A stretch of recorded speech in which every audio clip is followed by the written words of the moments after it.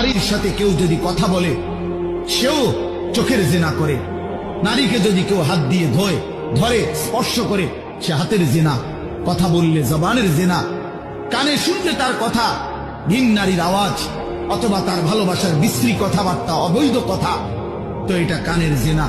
তার সাথে পায়ে হেঁটে এগিয়ে গেলে পায়ের জেনা, অন্তর দিয়ে কল্পনা করলে নারীকে নিয়ে অন্তরের জেনা, আর লজ্জাস্থান দিয়ে জেনা করলে সেটাও জেনা।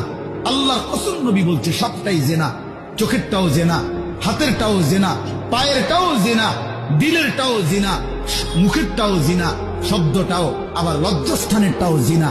অতএব যে কোনো স্বামী স্ত্রীর সম্পর্ক ব্যতীত ভিন নারী, ছবি হোক বাস্তবে হোক, নারীর সাথে যার সম্পর্ক, আল্লাহর কসম, রব্বে কাবার কসম, সে ব্যভিচারী, লম্পট, দুশ্চরিত্র, জেনাকার।